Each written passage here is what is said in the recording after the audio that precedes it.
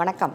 அக்ஷய லக்ன பத்ததி ஜோதிட ஆசிரியர் ஸ்ரீ குரு உமாவெங்கட். வட்டி தொழில் யார் செய்யலாம், யார் செய்யக்கூடாது? இன்னைக்கு பார்த்தீங்கன்னா நிறைய பேர் வட்டிக்கு பணம் வாங்குறாங்க. ஆனால் அதை பிஸ்னஸாக பண்ணி போகிறவங்க சிலருக்கு மட்டும்தான் லாபங்கிறது இருக்குது. சிலர் பார்த்தீங்கன்னா அவங்க எனக்கு திருப்பி தருவேன்னு சொன்னாங்க, தரலை, இதனால் பணம் இழப்பு அப்படிங்கிறது அதிகமாகவே இங்கே குறிகாட்டுது. இந்த 12 லக்னக்காரங்களுக்கும் பிரச்சனைக்குரிய காலகட்டங்களில் நமக்கு லாபம் தரணும் வருமானத்தினால் அப்படிங்கிறது. சிலருக்கு அது யோகமாகவே இருக்கும், சிலருக்கு அது யோகம் கிடையாது அப்படிங்கிறத இங்கே தெரிஞ்சுக்கணும். இந்த சிம்ம லக்னம் எனக்கு போகுதுன்னு வச்சுக்கோங்களேன். எனக்கு வட்டி தொழில் லாபம் தருமான்னு கேட்டிங்கன்னா, இந்த சிம்ம லக்னத்துக்காரங்களுக்கு சந்திரன் மாத்திரம் நல்ல பாவகத்தில் இருந்துட்டார்னா, ஏன் சந்திரனை சொல்கிறோம் அப்படின்னா, அவர் அந்த லக்னத்திற்கு 12ஆம் வீட்டின் அதிபதினு சொல்லலாம். 12ங்கிறது நம்முடைய சேமிப்புன்னு சொல்லுவோம். அப்போ இந்த பிரச்சனைக்குரிய வருமானத்தினால் சேமிப்புங்கிறது வரும். அதனால ஜாதகத்தில்